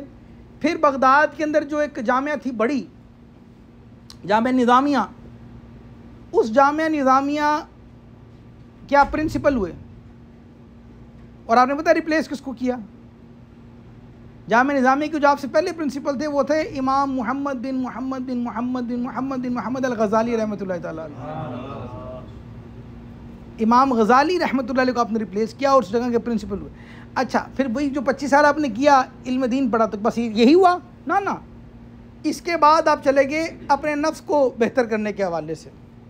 حضرت سیدی غوث پاک یہ نہیں ہوا کہ اچھا میں بن گیا ہوں اب عالم تو اب میں لوگوں کو پڑھانا شروع کر دوں اور بتاؤں کہ بھی نا ایسا نہیں ہوا۔ آپ اس کے بعد ہم نے کہا کہ جو میں نے پڑھا، اب میں نے کہا کہ اس پڑھے کے اوپر عمل بھی تو کرنا ہے نا، اب زکوٰۃ اور نفس کے معاملات اور تقویٰ اختیار کرنا ہے، تو آپ چلے گئے جنگلوں کی طرف۔ اب آپ نے حضور جان عالم کی سنتوں کے اوپر، ان سنتوں کے اوپر عمل شروع کیا جو ایڈوانس لیول کا کام ہے۔ نماز، روزہ، زکوٰۃ تو عام آدمی بھی دیتا ہے، تو پھر آپ کے اور میرے میں اور اللہ کے اولیاء میں فرق کیا ہے؟ وہ اس کی روٹس کو جانتے ہیں، وہ اس کے رازوں کو سمجھتے ہیں، وہ اس کے اندر گھس جاتے ہیں، ان کا معاملہ الگ ہے۔ نماز قائم کرنا، جو در اصل قائم کرنا ہے وہ پھر اس طرف جاتے ہیں۔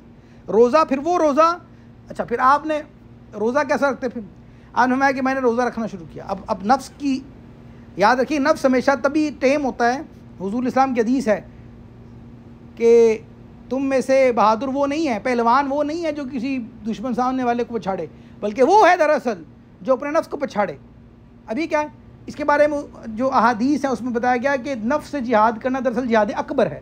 یہ بات سبھی کو سب جانتے ہیں۔ جہاد اصغر تلوار بھی سیف ہے، جہاد کی بہت ساری قسمیں ہیں، اس میں جہاد اکبر جو حضور نے کہا ہے وہ نفس سے جہاد، یا ایھا النفس المطمئنہ ارجعی الی ربک راضیۃ مرضیہ، یہ ایک الگ موضوع ہے، ٹھیک ہے۔ جہاد اکبر اسی کو کہتے ہیں کہ اپنے آپ کو ڈھانا، اپنے آپ سے لڑائی کرنا، نفس کے خلاف چلنا۔ یہ آسان نہیں ہے، صرف دل کی 72 بیماریاں ہیں، ہر بیماری کو نکالنا، اس کو سمجھنا، اس کو ایکسپلور کرنا، اس کا حل نکالنا، اس کا علاج کرنا، اس کو صفا میں لے کر آنا، اس کی پریکٹس کرنا، پھر اس کے اندر ماہر ہونا۔ اب 72 بیماریاں تو میں نے کہہ دیا، لوگوں کو شاید 12 کے نام بھی نہ آتے ہوں ڈائریکٹ۔ علاج کجا بہت دور کی بات ہے، سولوشنز تو بہت دور، زبان پہ کنٹرول، آنکھ پہ کنٹرول، حیا، توکل، عجب، خود پسندی، شرک خفی کا ذکر کیا، ریاکاری کو کہتے ہیں، ٹھیک ہے۔ ریاکاری کے بارے میں امام غزالی فرماتے ہیں کہ باریک وہ ایسا کیڑا ہے کہ انسان کو پتہ نہیں چلتا کب آ جائے. غرور اور پھر پتہ نہیں نہ جانے حسد اور نہ جانے کیا کچھ ہے. وہ سب معاملات ختم کرنا, ٹھیک کرنا, اس کے اوپر عمل, یہ اس کے لیے مرشد چاہیے. تو آپ کے پیر صاحب ہیں, وہ جو مرشد اصل میں روحانی استاد ہی ہوتا ہے, جو ان معاملات کا ماہر ہوتا ہے. وہ آپ کو بیان کرتا ہے, آپ کو بتاتا ہے, آپ کو کلیئر کرتا ہے چیزوں کو. ٹھیک ہے. اچھا, بہرحال آپ نے معاملہ اس ٹریننگ میں بھی رہے. اب اس ٹریننگ کے اندر جب آپ رہے تو آپ نے فرمایا کہ میں جنگلوں میں رہتا, میں نے بھوک کاٹی, میں روزے رکھتا. فرمایا میں روزے رکھتا, کیسے روزے رکھتا؟ میں ایسے روزے رکھتا. فرمایا کہ میں روزہ رکھتا, افطار میں تھوڑا کھاتا اور پھر روزے کی طرف آگے بڑھ جاتا. تو کہتے ہیں 1 سال میں نے ایسے کیا. پھر کہتے ہیں 1 سال میں نے ایسے کیا کہ 1 سال کے بعد میں نے جب اپنے نفس کو دیکھا تو ابھی بھی یہ کوئی اتنا ٹیم نہیں ہوا تھا. کون کہہ رہا ہے یہ؟ اللہ اکبر. ٹھیک ہے, جس کا بچپن بھی آپ نے سنا, جن کے والدین بھی آپ نے سنے, جن کی ٹریننگ بھی آپ نے سنی, پھر اس کے بعد آپ کا علم دین پڑھنا بھی آپ نے سنا, پھر اس کے بعد جو ہے وہ آپ کی یہ روزے کا عالم. اچھا, پھر راتوں کا قیام الگ سے. اچھا, پھر آپ نے کہا کہ میں پھر روزے میں نے 1 سال ایسے رکھے کہ میں جو ہے وہ پانی کے گھونٹ پیتا اور پھر یہاں روزہ رکھتا کہ اس کو اور سخت کروں, ذرا یہ بات سمجھ نہیں رہا, اس کے خلاف کروں. پھر معاملہ آگے بڑھا. پھر کہتے ہیں میں نے پھر 1 سال ایسا روزہ رکھا کہ میں جو ہے وہ پتے جو ہوتے ہیں درخت کے, ان درخت کے پتوں سے افطار کیا کرتا تھا. 11ویں کا روٹی کھا کے اتنے بڑے پیٹ کر کے ہم لوگ باتیں کرتے ہیں ان کے بارے میں.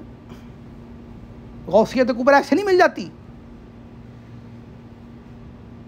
پھر آپ فرماتے ہیں کہ عالم یہ ہوتا کہ میں نے جب بھوک برداشت کرنی تو بھوک کی وجہ سے بعض اوقات اس قدر مجھ پہ جو ہے وہ بھوک کا غلبہ آ جاتا تھا کہ میں بے چین ہو کے مضطرب ہو کے زمین پہ لیٹ جایا کرتا اور کتنی کتنی دیر اللہ کا ذکر کرتا رہتا اور آسمان کو دیکھتا رہتا.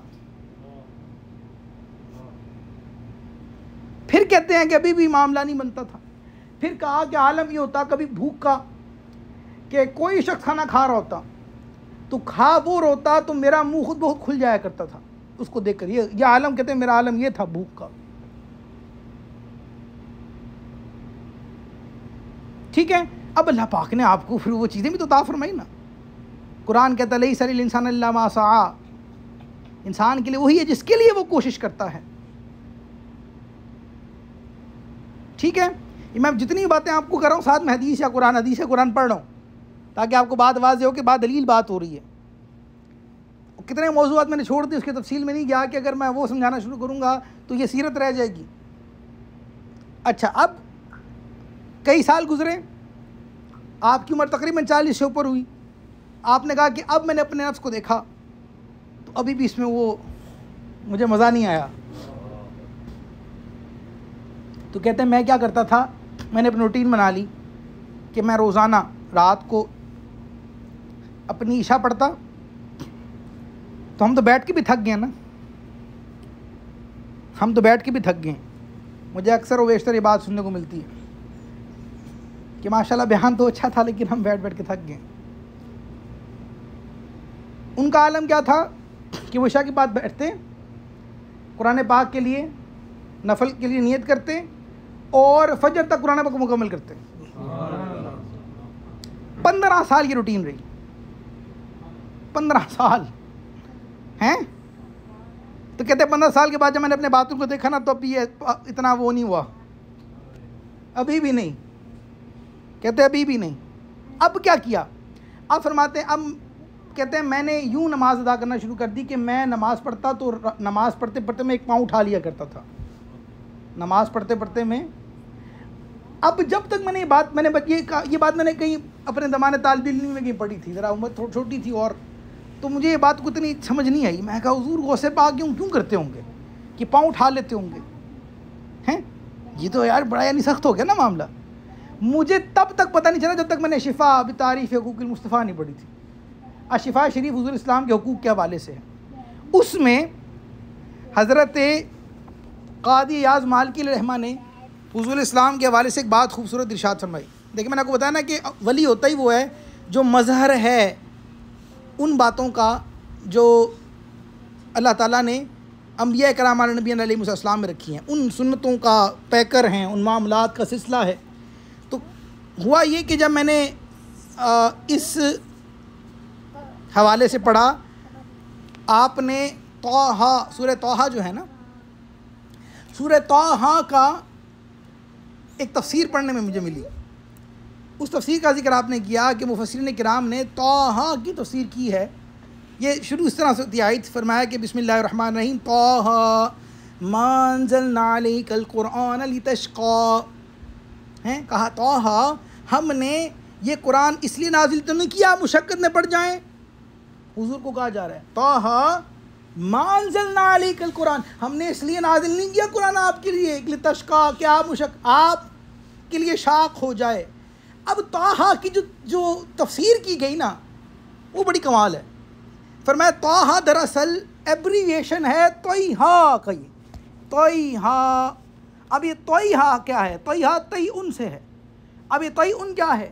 فرمایا یہ جو ہا ہے نا، ہا الف ہا، اتنی تو عربی آنی چاہیے ہمیں. یہ ضمیر ہے، پروناؤن ہے، اینڈنگ پروناؤن، ٹھیک ہے، جو مؤنث کے لیے استعمال ہوتا ہے.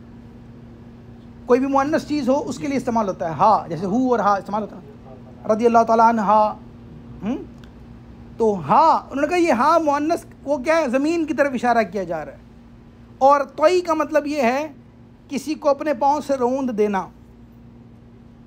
تو یہ وہی قرآن ہے نا جو کہتا ہے یا ایھا المزمل قم اللیل الا قلیلا نصفہ او انقص او زد علیہ ورتل القرآن ترتیلا، کہ فرمایا کہ اے چادر اوڑھنے والے آپ جو ہیں وہ اتنا زیادہ قیام نہ فرمایا کریں. کہ پاؤں میں ورم آ جایا کرتی تھی حضور اسلام کے، ساری رات کھڑے رہتے تھے، ہیں ساری رات کھڑے رہتے تھے. تو فرمایا کہ آپ اتنا لمبا قیام نہ کیا کریں، تھوڑی دیر آرام بھی فرما لیا کریں، ہیں کچھ قرآن پاک پڑھ لیا کریں، اپنے آپ کو اتنا وہ نہ. اب یہاں بھی والی بات کی جا رہی ہے کہ طٰہٰ کا مطلب تھا کہ طیہا. حضور آپ حضور اسلام کیا کرتے کہ کبھی کبھی جو ہے اپنے پاؤں کو اٹھا لیا کرتے تھے راتوں کو کھڑے کھڑے، کہ پاؤں میں ورم آتی تھی نا.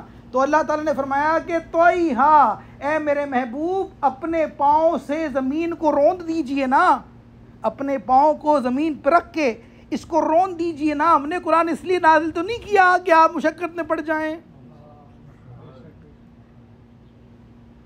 اس سنت پہ عمل کرنے والا یہ حضور کا لاڈلا بیٹا ہی ہے. اب سمجھا لاڈلا بیٹا تیرا، اس سنت پہ عمل کرنے والا بھی حضور کا یہی لاڈلا بیٹا ہے. ایسے نہیں غوثیت ملتی، سمجھے؟ اب میں کتنے ہی اخلاق گنواؤں کہاں چلی جائے گی بات. بہرحال آپ کہتے ہیں کہ اب مجھے حکم ہو گیا کہ اب میں جاؤں اور لوگوں کو پڑھاؤں. آپ نے قصیدہ غوثیہ تو بہت پڑھا ہوگا، کبھی قصیدہ غوثیہ کا مطلب ہی معنی سمجھے؟ ہائے ہائے، ہیں درست علم حتی صرت قطبا. فرمایا کہ میں نے علم اتنا پڑھا کہ میں قطبیت کے درجے پہ فائز ہوا. تو بات سمجھ میں آئی کہ ولی ہونے کے لیے عالم ہونا پہلے ضروری ہے. ہاں جی، کہ جو یہ سمجھتے ہیں کہ ولایت جو ہے وہ رنگ برنگے چولے پہننے کا نام اور نہ نہانے کا نام اور جو انگ چرس پینے کا نام ہے، گندے رہنے کا نام ہے، ہرگز نہیں. ولایت نام حضور اسلام کی شریعت پاک کا ہے، اس کا عالم ہونے کا. ہر ولی ہوتا ہی عالم دین ہے، عالم ہوگا تبھی ولی ہوگا. That's the first step you have to carry on with that. اب سیدی غوث پاک نے خود کہا ہے وَقُلُ نَبِيٌّ لَهُ قَدَمٌ وَإِنِّي. آپ کہتے ہیں کہ ہاں جی، آپ نے کہا کہ ہر ولی کے لیے کوئی قدم ہوتا ہے. وَقُلُ وَلِيٌّ لَهُ قَدَمٌ، ہیں ہر ولی کے لیے کوئی قدم. مطلب کیا ہوا؟ ہر جو ولی ہوتا ہے نا اللہ کا، جس میں نے شروع میں بات کی تھی، وہ کسی نہ کسی نبی کے زیر قدم ہوتا ہے. فرمایا میں تو وہ ہوں جو اپنے پیارے نانا جان سرکار جان علیہ وسلم کے زیر قدم ہوں. ہائے ہائے، یہ بھی ایک الگ موضوع ہے، میں آپ کو صرف یہ قصیدہ سمجھاؤں. سبحان اللہ، کہ اس میں باتیں ہیں کیا کہ میں اپنے نانا جان اپنے بابا جان لاڈلا بیٹا، سبحان اللہ، کہ میں ان کا زیر قدم ہوں. ان کا خصوصی فیضان جاری ہے مجھ پر، اس لیے ان کے اخلاق کریمہ، ان کا انداز، ان کی سنتیں آپ کو اس میں بے شمار ملیں گی. یہ سیدی غوث پاک کا عالم تھا. اچھا پھر کہتے ہیں کہ میں جب آیا، اب آپ کے جو مرشد کریم ہیں، ٹھیک ہے، حضور ابو سعید رحمۃ اللہ تعالیٰ علیہ، ٹھیک ہے، ان کا ایک مدرسہ تھا، انہوں نے وہ ان کو ہبا کیا اور کہا کہ اب آپ چلائیں. تو آپ نے اس کے اوپر بھی پھر عمل کیا، وہ تقریباً 5 سال لگائے آپ نے. اس کے بعد اس کو جامع کیا، آپ نے درجہ دیا. اس کا نام پھر آپ نے رکھا مدرسہ جامع بغداد، یا مدرسہ قادریہ کے نام سے معروف ہوا یہ. اب جو مدرسہ قادریہ جو ہے وہ آج بھی جاری و ساری ہے. یہ ہے وہ فیضان، یہ ہے وہ اسلام ہیں، مدرسہ قادریہ. اچھا، مدرسہ قادریہ میں کیا کرتے ہیں آپ؟ اب اللہ کے ولی تو ہوئے تو کیا آپ کیا کرامتیں دکھاتے رہتے تھے صرف؟ لوگوں نے یہی سنا ہے شاید غوث پاک کے بارے میں. میں اکثر غوث پاک کا جو تعارف لوگوں کو کراتا ہوں، ابھی تو تعارف کرایا ہی نہیں، میں نے تو نام ہی نہیں لیا. اللہ اکبر. میں اکثر کہتا ہوتا ہوں لوگوں کو کہ آپ کا پورا نام ہے حضرت سید شیخ مفتی علامہ محمد عبد القادر جیلانی رحمۃ اللہ تعالیٰ علیہ. کیوں نہیں بتاتے ہو لوگوں کو؟ صرف شیخ عبد القادر جیلانی یقیناً شیخ ہیں، لیکن شیخ کا معنی عرب میں کیا ہے؟ شیخ کا معنی وہ ہے جو مفتی و عالم ہوتا ہے. آپ لوگوں کو کیوں نہیں بتاتے؟ بتاؤ بھائی. حضور سید غوث پاک کی جو روٹین کا عالم تھا، اس کے بعد کیا روٹین تھی؟ تو بس یہاں بات ختم ہوگی؟ نہ، روٹین یہ تھی کہ روزانہ 13 علوم پڑھایا کرتے تھے، صبح سے شام تک 13 علوم پڑھایا کرتے تھے. پروفیسر تھے آپ باقاعدہ اس کام کے، فقہ پڑھاتے، درس پڑھاتے، تفسیر پڑھاتے، حدیث سکھاتے لوگوں کو. پھر صاحبزادوں کا عالم کیا تھا؟ سید عبدالرزاق رضی اللہ تعالیٰ عنہ کے پیارے بیٹے ہیں. آپ کی روٹین تھی، بچوں کی روٹین رکھی ہوئی تھی، کہتے ہیں کہ جب تک سونا نہیں ہے، جب تک مدرسہ قادریہ کے جو حجرے ہیں، وہاں کے جو شاگردان ہیں، ہر ایک سے رات کو پوچھنا لوگ کہ حضور آپ کی خدمت اور دین کے طالب علم ہے، کوئی خدمت رہ گئی تو وہ کر کے پھر سونا تم نے. یہ تھے صاحبزادے. یہ جو گدی نشین صاحبزادگان ہے نا، دیکھو غوث پاک کے صاحبزادگان کا عالم کیا تھا.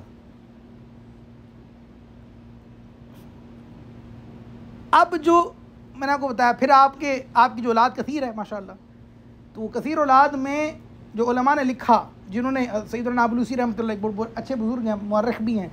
آپ نے کہ میں نے حضور غوث پاک کی تقریباً 7 نسلوں کا ریکارڈ رکھا ہے، اور کہتے ہیں میں اس بات کی گواہی دیتا ہوں کہ حضور سیدی غوث پاک کے جتنے بچے اور پھر جتنے پوتے اور پوتیاں، نواسے نواسیاں ہوئے، بیٹے تو بیٹے، بیٹیاں بھی وہ تھیں جو حدیث کی اجازت دیا کرتی تھیں، محدثائیں تھیں. یہ ہے اسلام کی دعوت، اسلام کو پھیلنا. اور آپ کو پتہ پاکستان اور ہندوستان میں اکثریت جو سادات کرام ہیں وہ عبدالرزاق کی سادات کہلاتے ہیں. جو شجرے والے ان کو پتہ ہے یہ کیا کہہ رہا ہوں میں. عبدالرزاق کی سادات انہوں کو کہتے ہیں جو سید عبدالرزاق کی اولادوں میں سے ہیں، سید غوث پاک کی اولاد. یہ ہیں وہ جو نکلے آگے، وہی اصلی سادات، وہی اصلی سید ہیں. پیر جماعت علی شاہ صاحب نام سنا ہے اپنے، قادیانی کے خلاف کام کرنے والے، وہ یہی اصلی سادات عبدالرزاق کی سید ہیں. ٹھیک ہے، خواجہ خواجگان حسن سنجری رحمۃ اللہ علیہ حسنی سید ہیں، سمجھ رہے ہیں؟ داتا صاحب رحمۃ اللہ علیہ حسنی سید ہیں. سبحان اللہ. یہ وہی تھے جو اس وقت پھر آئے اور پاکستان ہندوستان کے اندر جیسے بالخصوص اور پھر باقی دنیا کے اندر یہ لوگ آئے، سیٹل ڈاؤن ہوئے، دین پڑھایا، دین سکھایا، دین پھیلایا. یہ دین کی وہ خدمت ہے جو آپ کے گھرانے سے نکلتی ہے. ٹھیک ہے، دین پڑھایا ان لوگوں نے، دین کو پھیلایا ان لوگوں نے، تبھی محی الدین کہلاتے ہیں. 5000 پلس وہ یہود و نصارہ ہیں جو آپ کے آتے مسلمان ہوئے ہیں، اور اوور آل تقریباً 1 لاکھ اور کچھ لوگ ہیں جنہوں کو آپ نے ولایت کے مرتبے پر پہنچایا ہے. حضرت صلاح الدین ایوبی رحمۃ اللہ تعالیٰ علیہ، فاتح بیت المقدس شریف، یہ قادری ہیں، حضور غوث پاک کے مریدوں میں سے ہیں. یہ چھوٹے سے تھے، ان کے باپ ان کو لے کر آئے. ٹھیک ہے، تو آپ نے سر پہ ہاتھ رکھا، کہا حضور دعا دیں. میں کہ یہ ہوگا انشاءاللہ وہ جس کے ہاتھ پہ اللہ تعالیٰ جو ہے وہ دین کی بڑی خدمت لے گا. آپ کو پتہ ہونا چاہیے یہ بات کہ جو آپ کو پتہ کہ جو بڑے مجاہدین ہوتے ہیں تو ان کی اپنی اپنی ایک ونگ کمانڈ ہوتی ہے، اپنی اپنی ایک جسے کہتے ہیں الائنس ہوتی ہے، اپنی ایک ٹیم ہوتی ہے. تو آپ کی جو ٹیم کے اکثر جو مجاہدین تھے وہ سید غوث پاک کے مدرسے کے طلباء تھے. اس طرف بھی آپ نے کام کیا. ٹھیک ہے، پھر آپ میں نے کو بتایا نا کہ ابھی وہ سیٹ اپ چینج ہو رہے تھے، معاملات تھے، تو آپ کا ہیبت و جلال یہ تھا ساری زندگی آپ کسی بادشاہ کسی خلیفہ کے دربار میں نہیں گئے، بلکہ وہ آپ کے پاس آتے تھے اور آپ ان سے منہ پھیر کہتے کہ جاؤ اپنا مال اٹھا کے لے کے جاؤ، مجھے اس کی حاجت نہیں ہے. ہم دین کا کام کرنے والے لوگ ہیں. تو یہ جو روب اور جلال یہ بھی غوث پاک اللہ پاک نے تب ایسا تھا.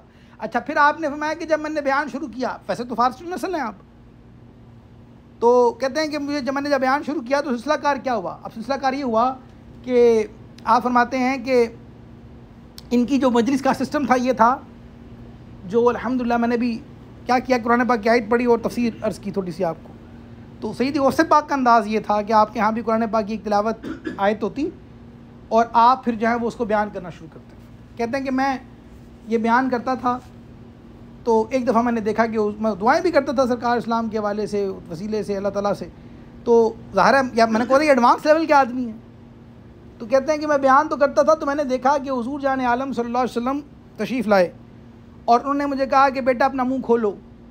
میں نے اپنا منہ کھولا تو حضور جان عالم صلی اللہ علیہ وسلم نے 7 مرتبہ میرے منہ کے اندر اپنا لعاب دہن لگایا. وہ ایسے کرنا دم کے بعد بھی آپ نے فرمایا کہ 7 مرتبہ سرکار صلی اللہ علیہ وسلم لعاب دہن عطا فرمایا. اچھا کہتے ہیں یہ ہو گیا. اس کے بعد جو ہیں اگلے دن میں نے دیکھا کہ میرے بابا حضرت علی المرتضیٰ شیر خدا رضی اللہ تعالیٰ تشریف لے کر آئے. علی کے بیٹے ہیں نا، سبحان اللہ. تو وہ آئے تو کہا بیٹا منہ کھولو. میں نے منہ کھولا تو حضرت علی نے 6 مرتبہ مجھے اپنا لعاب عطا فرمایا. جانے لگے تو میں نے کہا حضور آپ نے 6 بار، حضور نے تو 7 بار فرمایا تھا. فرمایا کہ میں نے 6 بار اس لیے کیا کہ میں حضور کی برابری نہیں کر سکتا. ادب. کہا کہ جاؤ اب اللہ پاک تمہیں جو ہے وہ بلاغت و فصاحت بھی عطا فرمائے گا. کہتے ہیں پھر میں جب بیان کرتا تو اللہ تعالیٰ میرے بیان میں مجھے ایسی برکت عطا فرمائی کہ میرا مدرسہ پورا ہوا. مدرسے میں جگہ خالی نہ بچتی تھی. پھر ہم نے انتظام یہ شروع کیا کہ آپ فصیلیں ہوتی تھی نا پرانے زمانے میں، دیواریں ہوتی تھی، تو بغداد شریف کے باہر میدان لگتا تھا اور وہاں میدان میں 50 ہزار تک کا مجمع ہو جاتا تھا اور میں بیان کرتا تھا. یہ فصاحت ملی آپ کو، ٹھیک ہے، دین ملا، دین سکھایا آپ نے، دین کی خدمت کی. اور پھر معاملات کیا ہوئے، پھر آپ سے فیض کیا نکلا آپ ہی کے ذریعے سے. رفاعی سلسلہ عرب کے اندر معروف ہے، سید احمد کبیر رفاعی رحمۃ اللہ تعالیٰ علیہ، یہ آپ کا فیض لیے کے آگے چلتا ہے. سلسلہ شاذلیہ یہ آپ کے فیض سے جاری و ساری ہے. سلسلہ سہروردیہ شہاب الدین سہروردی رحمۃ اللہ تعالیٰ علیہ، وہ آپ کے ہاتھ سے فیض یافتہ ہیں کہ آپ نے سینے پہ ہاتھ مارا تو قاعدہ جاری میں کلام نکال دیا اور تیرے لیے تصوف ڈال دیا، تیرے سینے میں دین کی باتیں ڈال دی. یہ آپ ہی کے سلطان بہاؤالدین نقشبند، سلسلہ نقشبند کے جو بانی ہیں وہ آپ سے فیض یافتہ ہیں، ٹھیک ہے. اور پھر میں آپ کو بتاؤں سلسلہ چشت میں حسن سنجی رحمۃ اللہ تعالیٰ علیہ، یہ بھی بزرگوں سے بات کہ ہم اثر ہیں دراصل، ٹھیک ہے. آپ نے کہا تھا کہ جاؤ حسن جاؤ ہند میں جاؤ دین کا کام کرو، پھر وہ آپ نے دیکھا ہی ہے سبحان اللہ کہ وہ کیسا کام ہوا. تو کہنے کا مقصد یہ ہے کہ وہ جتنے یہ جو پھر یہ شاخیں نکلی ہیں یہ بھی سمجھ سلسلہ قادریہ ہی کی شاخیں ہیں. دین کی وہ خدمت، دین کا وہ کام اور وہ معاملہ کہ پھر علماء کرام نے دیکھیں کبھی بھی ولیوں کو اگر آپ پہچانا جاتا نا تو کوئی عام آدمی کے منہ سے تیرے میرے سے نہیں سنا جاتا. اولیاء نے اس دور کے اندر، علماء نے اس دور کے اندر ان کے بارے میں کیا کامنٹ کیے ہیں وہ دیکھے جاتے ہیں. اور یہ آن ہسٹری میں بس یہ حوالے لکھے ہیں. میں یہ بات کر رہا تھا کہ آپ سے کہ میں تو یہ پڑھ نہیں رہا جو لکھ کے لے کر آیا ہوں، میں تو بھی تعارف میں ہی ہوں کہ غوث پاک کیا ہیں، ٹھیک ہے. تو پھر علماء نے آپ کو لقب دیا کہ آپ محی الدین ہیں، کہ اتنے زمانے کے اندر جہاں جنگیں ہیں، معاملات ہیں، لوگ دبانے کی کوششیں کر رہے ہیں، سادات کو جو ہے وہ قید کیا جا رہا ہے، شہید کیا جا رہا ہے، کوئی بھی جو ہے وہ اس طرف لے کے نہیں آنا چاہتا، سیٹلمنٹ کوئی نہیں ہو رہی. اس دور کے اندر اتنا کام، اتنے لوگوں کو پھیلانا، اتنے شاگرد، تلوار کے اعتبار سے، قلم کے اعتبار سے، صفا کے اعتبار سے، لوگوں کی تبلیغ کے اعتبار سے، لوگوں کو سنوارنے، معاملات کرنے کے اعتبار سے، مسلمان کرنے کے اعتبار سے اگر کوئی کام کرا تو آپ ہیں. اس لیے آپ کا لقب محی الدین ہے. دین کو دوبارہ یاد گویا آپ نے عطا فرما دیا. یہ تھا سیدی غوث پاک کا مقام، یہ تھا آپ کا علمی مرتبہ، وجاہت. یہی وجہ کہ ان کو غوث اعظم کہتے ہیں. آپ سمجھ آ رہی ہے آپ کو یہ باتیں؟ امام ذہبی رحمۃ اللہ علیہ سیر الاعلام النبلاء معروف کتاب ہے، 15 جلدیں اس کتاب کی. اور یہ وہ ہے کہ جس میں امام ذہبی رحمۃ اللہ خود محدث ہیں. کون ہے؟ محدث ہیں بہت بڑے. یعنی یہ وہ ہے کہ جو حدیث پاک میں لکھ دینا کہ صحیح ہے تو صحیح ہے، یہ کہہ دیں کہ نہیں ہے تو نہیں ہے. پھر یہ وہ لوگ ہیں، وہ محدث ہیں. وہ اپنی سیر الاعلام النبلاء کے اندر وہ لکھتے ہیں کہ یہ جو ہیں اس کا صفحہ نمبر جلد نمبر 15 صفحہ نمبر 179 آپ نے فرمایا کہ امام ذہبی نے کہ سید عبد القادر جیلانی کا صرف تعارف پیش کر رہے ہیں، کہتے ہیں کہ وہ کون ہے؟ کہتے ہیں ہوا الشیخ الامام العالم الزاہد العارف القدوہ شیخ الاسلام علم الاولیاء محی الدین ابو محمد عبد القادر الجیلانی۔ یہ امام ذہبی نے لکھا آپ کے بارے میں، اور آپ کہتے ہیں کہ یہ تو وہ تھے جو بڑے ہی متقی نیک پرہیزگار، کثرت سے ذکر کرنے والے، اللہ تعالیٰ کے بہت بڑے اللہ کے ولی تھے۔ کہتے ہیں آپ حنبلیوں کے امام تھے، فقیہ تھے، صالح تھے، رقت قلبی رکھنے والے تھے، کثرت سے آنسو بہانے والے تھے، کثرت سے آنسو بہانے والے۔ یہ ہے غوث پاک رضی اللہ تعالیٰ عنہ، کہ خشیت کا عالم، رقت قلبی کا عالم یہ تھا، رقیق القلب تھے، زہد و تقوی میں لوگوں کے امام تھے۔ یہ آپ نے لکھا ہے۔ امام احمد بن حنبل حنبلی تھے۔ اب یہ پھر ایک موضوع شروع ہو جائے گا۔ بہرحال آپ جو ہیں وہ فقیہ بھی بہت بڑے تھے، سبحان اللہ۔ پھر طبقات الحنابلہ بہت بڑی کتاب ہے، ٹھیک ہے، جو حنبلی لوگوں کے اماموں کے حوالے سے ذکر کیا جاتا ہے، اس کے اندر آپ کو فقیہ، عالم، متقی، ولی اللہ، امام جیسے لفظوں سے ذکر کیا گیا، ٹھیک ہے۔ اور ابو بکر اماد جو ہیں تو آپ فرماتے ہیں کہ یہ وہ تھے جو دلوں سے، لوگوں کے دلوں سے گفتگو کیا کرتے تھے۔ امام جوزی جیسا مفسر جب جو ہے وہ آپ کا شہرا سنتے ہیں، آپ کے پاس آتے ہیں اور جب تفسیر سنتے ہیں تو اپنا جبہ پھاڑ کے کہتے ہیں کہ حضور آپ جیسا مفسر کوئی نہیں، میں آپ کا شاگرد ہوتا ہوں۔ امام جوزی رحمۃ اللہ کی بات کر رہا ہوں میں، کوئی چھوٹا نام نہیں ہے، ٹھیک ہے۔ تو تفسیر کا عالم تھا کہ 40 تفسیریں ایک نشست کے اندر بیان کرتے تھے کہ آیت کی ہیں۔ بھائی وقت نکل گیا، ورنہ میں آپ کو یہ واقعہ بھی سناتا، یہ ابو بکر اماد والا واقعہ سناتا کہ دلوں سے گفتگو کرتے کیسے ہیں۔ یہ آپ نے لکھا ہے، خود محدث ہیں، فقیہ ہیں، خود بیان کرتے ہیں کہ میں نے دیکھا، میں نے سنا تھا۔ علم الکلام کے ماہر آدمی تھے یہ، کہتے ہیں میں نے سنا تھا تو میں نے پھر کیا تجربہ، یہ میں گیا جا کے بیٹھا تو آپ جو ہیں وہ بیان کرتے کرتے میری جانب دیکھا اور کہا سنو ہمارا عقیدہ وہی ہے جو ابو بکر عمر کا عقیدہ ہے، ہمارا عقیدہ وہی ہے۔ شکوک و شبہات، علم الکلام وہ علم ہوتا ہے جس میں مختلف منطق کے معاملات کے، مخالف لوگوں کے عقائد کے حوالے سے ذکر ہوتا ہے، چیزیں ایسی پڑھی جاتی ہیں کہ بعض اوقات کچھ چیزیں رہ جاتی ہیں جس دل کے اندر۔ کہتے ہیں میرے دل میں بھی شکوک و شبہات رہ گئے تھے عقیدے کے اعتبار سے، تو کہتے ہیں کہ میں جو ہے وہ گیا اور میں بیٹھا آپ کی مجلس میں، تو باتیں کرتے کرتے میری جانب دیکھا اور کہا کہ ہمارا عقیدہ سنو وہی ہے جو ابو بکر عمر کا عقیدہ ہے بس۔ تو ہوا یہ کہ جناب جو ہے وہ میں نے دل میں یہی بات کہ یار یہ تو بیان میں ہو ہی جاتا ہے کہ لوگ کوئی اتفاق ہوگا۔ کہتے پھر کوئی تھوڑی دیر بعد گزری، پھر میری جانب دیکھا اور میری جانب دیکھ کے کہا کہ ہمارا عقیدہ وہی ہے جو ابو بکر عمر کا عقیدہ ہے رضی اللہ تعالیٰ عنہما۔ پھر آپ نے کہا کہ نہیں دیکھو مقرر جو ہوتا ہے وہ دائیں بھی دیکھتا ہے بائیں بھی دیکھتا ہے، تو میری جانب دیکھ لیا گا تو کیا ہے۔ تو کہتے تیسری بار پھر کچھ وقت کے بعد آپ نے میری جانب دیکھا، میرا نام لے کے کہا کہ ابو بکر میں جو کہہ رہا ہوں اس پہ غور کرو کہ جو ہے وہ ہمارا عقیدہ وہی ہے جو ابو بکر عمر کا عقیدہ ہے، ٹھیک ہے۔ اور کہا کہ جاؤ گھر، اٹھو اور جاؤ گھر، جو تمہارے والد جو غائب تھے وہ گھر پہنچ گئے ہیں، جا کے دیکھ کر آؤ تمہیں مل جائیں گے۔ تو کہنے کا مقصد یہ تھا، کہتے ہیں میں اٹھا، میں نے جا کے دیکھا، واقعی کہتے ہیں میں نے دیکھا کہ آپ دلوں سے گفتگو فرمانے والے تھے، دلوں کی حال جاننے والے، کیوں نہ ہوتے۔ میں نے آپ کو محنت بتائی ہے، آپ کا مقام، آپ کا سلسلہ کار، آپ کے نسل کے اعتبار سے معاملات، تو پھر عقائد و معاملات کے حوالے سے آپ کی ایک بڑی خوبصورت بات ہے جو آپ نے غنیۃ طالبین کے اندر ارشاد فرمائی، مرید ہونے کے حوالے سے۔ لوگ کہتے ہیں نا کہ جی یہ کیسی بات ہوئی کہ آپ نے کہا میرا مرید بغیر توبہ کیے نہیں مرے گا، تو میں نے کہا آپ کی شرط بھی تو دیکھو کیا ہے۔ اللہ کے حبیب نے فرمایا، یہ آخری بات ہے انشاءاللہ، اللہ کے حبیب نے فرمایا من قال لا الہ الا اللہ فدخل الجنہ، تو کیا اس کا مطلب یہ ہے کہ بس آپ نے یہ فرمایا ہے کہ لا الہ الا اللہ کو اور جنت میں چلے جاؤ گے؟ نہیں، لا الہ الا اللہ بھی کہو، پھر اس کی پاسداری بھی کرنے والے ہو، پھر اس کا ہمیشہ سے جو ہے وہ خیال رکھنے والے بھی ہو، تم کوشش کرنے والے ہو۔ اب اگر چلے جاؤ گے تو تم جو ہے وہ جاؤ تو اللہ تعالیٰ تم پہ کرم فرمائے گا، جنت داخل کرے گا۔ صرف لا الہ الا اللہ کہنے کا مقصد یہ نہیں ہے، مطلب یہ تھا کہ اس کی پوری، تو آپ نے مرید ہونے کے اعتبار سے کہا جو میرا مرید ہوگا تو واقعی میرا مرید۔ مرید کا مطلب کیا ہے؟ مرید کا مطلب یہ ہے کہ جو کہا اس کے اوپر عمل کرے، جو سیرت سمجھی آج آپ نے، تو وعدہ کر کے اٹھیں کہ حضور اگلی 11ویں تک میں بھی علم دین کا اسٹوڈنٹ ہوں گا، ایٹ لیسٹ میں بھی علم دین پڑھوں گا، میں بھی قرآن سے دوستی کروں گا، میں بھی تفسیر پڑھنے والا ہوں گا، میں بھی مبلغ اسلام بنوں گا، میں بھی حضور محی الدین آپ کا مرید ہوں، تو میں بھی جو ہے وہ ہوں گا کہ جاؤ جلال سے علم دین سکھانے پڑھانے والا بنوں گا، میری اولادیں بھی نیک و صالح ہوں گی، میں بھی محدث و محدثائیں بناؤں گا۔ تو جب یہ ہوگی تو پھر ہم کہ میرا مرید ایسے جائے گا بغیر توبہ کے نہیں مرے گا. آپ کی غنیۃ طالبی کے نام نے فرمایا کہ فالذی یجب علی المرید المبتدی فی هذه الطریقۃ الاعتقاد الصحیح الذی هو الاساس فیکون علی عقیدۃ السلف الصالحین اہل السنۃ القدیم وسنۃ الانبیاء والمرسلین والصحابہ والتابعین واولیاء والصدیقین. آپ نے فرمایا کہ میرا مرید جو ہے وہ اس پہ واجب ہے کہ وہ عقیدے کا سچا ہو, عقیدے کا درست ہو.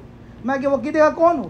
میں کہ میرا مرید وہ ہے جو وہ ہوگا جو اس طریقے کے اوپر آئے گا, میرے اس طریقے کے اوپر, وہ ہوگا جس کا اعتقاد اہل سنت کا عقیدہ ہو. لفظ استعمال کیا آپ نے, صحیح عقیدے والا ہو جس کی اساس وہی ہے جو ہمارے سلف الصالحین کا عقیدہ ہے, وہی جس کو اہل سنت کہتے ہیں, جو کہ قدیم ہے, جو انبیاء علیہ السلام کی سنت اور تمام مرسلین کی سنت اور صحابہ کی سنت اور تابعین کی سنت اور اولیاء اور صدیقین کی سنت میں سے. یہ انہیں طالبین نے آپ نے لکھا ہے. مرید ہونے کے لیے آپ نے کہا پہلا یہ کام ہے, سنی ہوگا, اہل سنت ہوگا, انبیاء اولیاء کا ماننے والا ہوگا, صدیقین کا متقی و پرہیزگار, ان کا معتقد ہونے والا ہوگا, وہ ہے میرا مرید, جو کردار کے اعتبار سے بھی اچھا ہو. صرف یہ نہیں کہ نام نہ یہ بات نہیں ہے. جاہلیت بڑی عام ہے میرے سائیں بھائیوں, ٹھیک ہے. پھر میں آپ کو بتاؤں, ابن تیمیہ نے آپ کا ذکر بڑے اچھے انداز سے کیا. ابن تیمیہ نے بڑے اچھے انداز سے, نے کہا کہ آپ بہت بڑے عالم دین اور فقیہ و پرہیزگار تھے. ایک شخص نے, جو کوئی اور ہے, اس نے ترجمہ کیا غنیۃ طالبین کا, تو اس نے کہا کہ میں فلاں جگہ پہ کوئی بات تھی آپ کی, تو اس نے کہا کہ میں کچھ بات اس لیے نہیں کرتا کیونکہ ہمارے جو بڑے ہیں ابن تیمیہ اور ابن جوزی اور حافظ ابن حجر اور ابن رجب حنبلی علیہ رحمہ اور یہ بڑے بڑے جو بزرگان ہیں, انہوں نے لکھا ہے کہ یہ اہل سنت تھے حضور غوث پاک, اور ان کی یہ گواہی ہے کہ یہ وہ تھے جو بہترین صحیح عقیدہ لوگوں میں سے. میری بات سمجھ رہے ہیں آپ؟ تو بہرحال مقصد کہنے کا یہ ہے کہ جن کا میں ذکر کر رہا ہوں نا, میں نے صرف آپ کو انٹروڈکشن عطا فرمایا, لیکن اس کا مقصد معنی یہ تھا کہ ہم صرف جو ہے نا وہ کرامت اور فضیلت سن کے اٹھ نہ جائیں. آپ نے ساری زندگی کرامت اور فضیلت سنی, لیکن یہ اس انداز سے بیان کرنا اس لیے ضروری میں نے سمجھا تھا کہ آج اگر ہم اٹھیں تو یہ کہہ کر اٹھیں کہ انشاءاللہ ہم ان کے واقعی سچے مرید بنیں گے. جو مرید کی ڈیفینیشن انہوں نے میں عطا فرمائی نا خود اپنی کتاب کے اندر, تو کم از کم وہ بن کے اٹھیں گے. آج آپ جانتے ہیں ہمارے جس ایریے میں ہم رہتے ہیں, یہاں پہ